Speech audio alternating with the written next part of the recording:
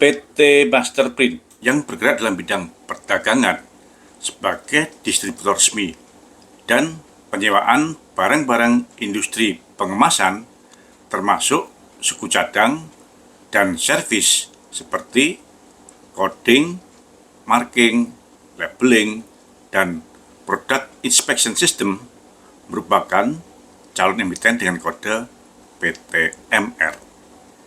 PTMR berkantor pusat di Jalan Pangeran Jayakarta, Blok C nomor 12, Mangga 2, Jakarta. Sedangkan kantor operasionalnya di Perumbutan Garden, Blok D nomor 43, Jurumudi, Tangerang, Banten.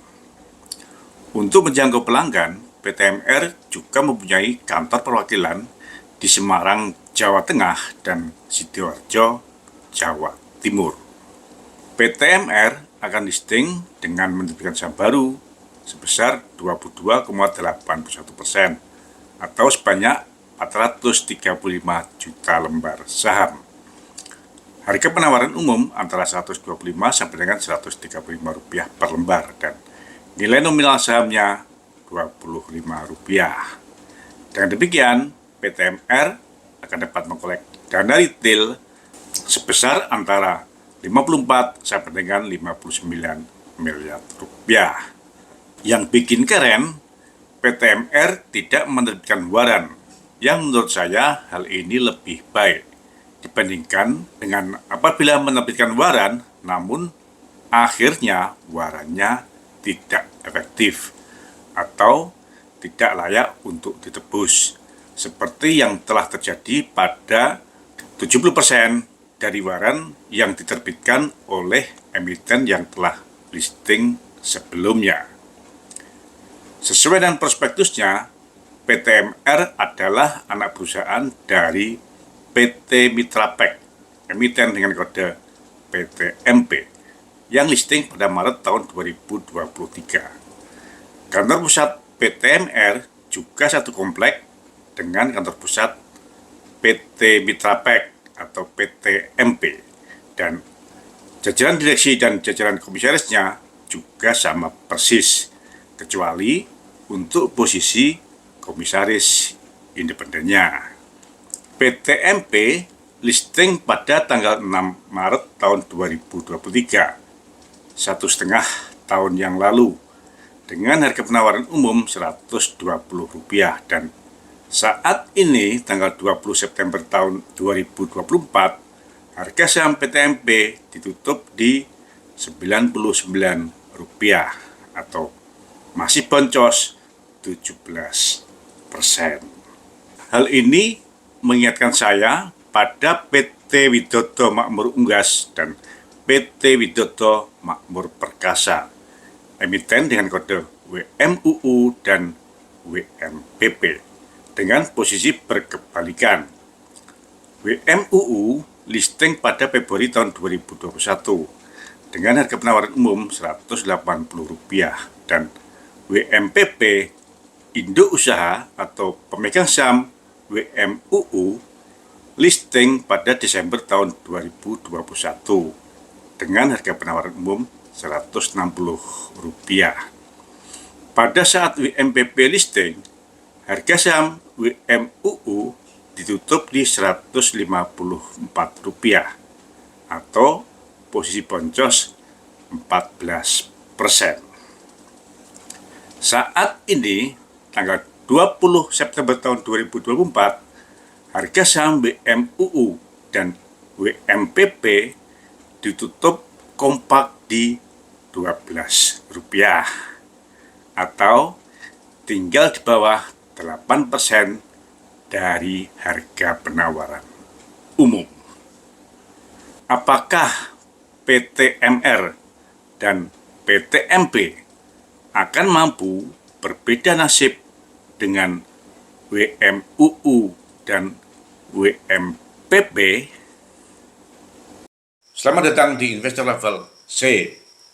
Kami coba sharing aspek fundamental dari sisi yang berbeda dan dengan cara yang beda, agar teman-teman bisa tetap tidur tenang meskipun banyak badai di bursa. tonton sampai habis ya. Sesuai dengan prospektusnya, rencana penggunaan dana hasil IPO PT Masterprint calon emiten dengan kode PTMR akan digunakan untuk 46% atau 25 miliar digunakan untuk pembelian saham PT Global Kusuma atau PT GBK dari para pemegang saham yang merupakan pihak yang terafiliasi dengan pemegang saham pengendali PTMR Bapak Ardi Kusuma. 54% atau 29 miliar digunakan untuk modal kerja perseroan. PT Putra Global Kusuma terafiliasi dengan PTMR karena Bapak Ardi Kusuma adalah pemegang saham pengendali PT Kus Global Investasi dan PT Kencana Usaha Sentosa. Bapak Ardi Kusuma juga menjabat sebagai Direktur Utama Perseroan, PT Kus Global Investasi dan PT Kencana Usaha Kusuma. Terdapat kesamaan direksi, pengurus, komisaris, dan pengawas antara perseroan dengan PT Kus Global Investasi serta PT Kencana Usaha Sentosa. Dengan demikian, PT GBK merupakan pihak yang terafiliasi dengan PTMR. Analoginya, penggunaan dana hasil IPO tidak berbeda dengan kebiasaan emiten pengembang yang membeli tanah dari pemegang saham pengendali. Namun, saat ini objeknya adalah perusahaan, yaitu PT GBK, yang merupakan salah satu distributor dari PT Masterprint, calon emiten dengan kode PTMR. Ada 3 catatan bagi teman-teman yang akan mengkolek saham PT Masterprint, calon emiten dengan kode PTMR. Yang pertama, nilai wajar transaksinya. Sesuai dengan prospektusnya disampaikan bahwa barang-barang yang diperdagangkan oleh PT GBK diambil dari distributor utama, terutama dari PTMR dengan proporsi mencapai 90%. Pemakai terakhir atau end user dari produk-produk GBK adalah industri makanan dan minuman, industri mainan, kosmetik, industri kimia, serta UMKM lainnya. Dalam prospektusnya, PTMR hanya menguraikan bisnis dari GBK, namun tidak ada penjelasan asal-usul kesepakatan total harga transaksi atau harga jual beli saham yang mencapai sebesar 25 miliar. Apakah valuasi saham PT GBK ini cukup wajar? Yang kedua, kita bandingkan kinerja PT GBK dengan PTMR. Sesuai dengan perhitungan kebutuhan modal kerja, trade cycle dari GBK dalam 3 tahun terakhir rata-rata mencapai 200 hari. Jauh lebih lambat dibandingkan dengan trade cycle PTMR yang rata-ratanya hanya selama 79 hari apabila tidak mempertimbangkan utang piutang dengan pihak berelasi. Dan trade cycle dari PTMR akan menjadi 87 hari apabila mengaksep utang piutang terhadap pihak berelasi. Saat ini 90% barang yang diperdagangkan oleh GBK diambil dari PTMR dan proporsi penjualan GBK rata-rata saat ini mencapai 20% dibandingkan dengan total penjualan PTMR.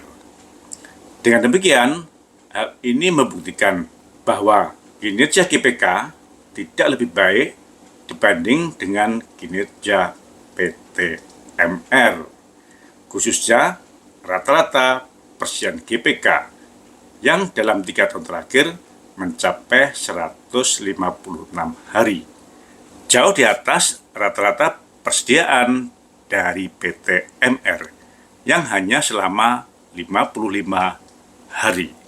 Padahal 90% barang dagangan dari GPK diambil dari PT MR.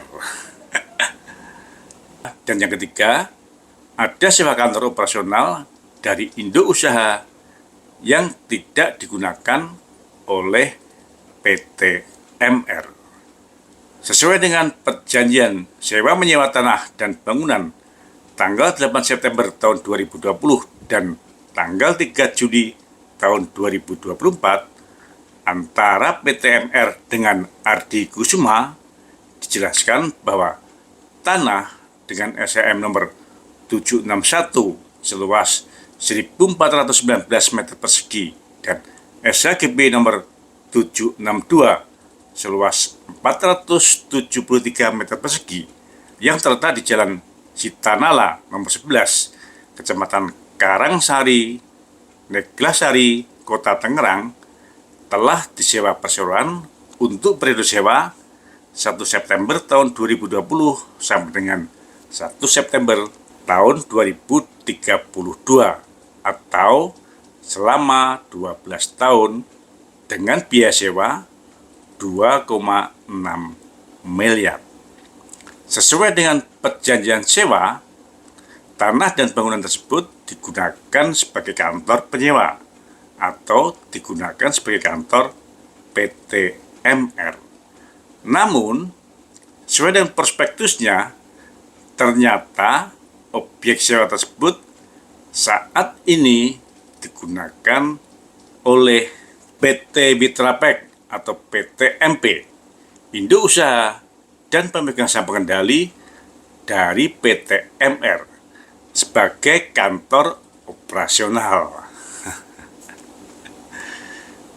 Apakah dengan kondisi di atas, menurut teman-teman, IPO dari PT MR masih cukup menarik? Sebagai catatan, dari 34 emiten yang telah IPO sepanjang tahun 2024 year to date sampai saat ini, kinerja harga sahamnya pada hari pertama listing 4 saham atau 12% boncos dengan rata-rata cuan sebesar 21%. Sampai dengan tanggal 23 Agustus tahun 2024, year to date 17 saham atau 50% boncos, 50% cuan dengan rata-rata cuan sebesar 19%. Dan sampai dengan tanggal 13 September tahun 2024, year to date 17 saham atau 50% boncos dan 47% cuan dengan rata-rata cuan menyusut menjadi 10%. Artinya masih ada peluang cuan dari saham-saham yang IPO, namun hanya untuk jangka pendek. Nah, khusus untuk PT MR, bila kita amati beberapa hari terakhir ini terjadi kenaikan harga saham PT MP, pemegang saham pengendali PT MR, yang sampai saat ini masih boncos 17% dibandingkan dengan harga penawaran umumnya. Jadi, menurut saya mungkin akan lebih menarik untuk mengkolek saham PT MP. Tentu hanya sampai dengan saat PT MR listing. Nah, adakah yang berani uji nyali? Semangat sehat. Terima kasih telah menonton. Jangan lupa kasih komen agar channel Investor Level C selalu lebih berkualitas. Dan jangan lupa sharing agar teman-teman lainnya bisa mendapatkan manfaat dari channel Investor Level C. Terima kasih.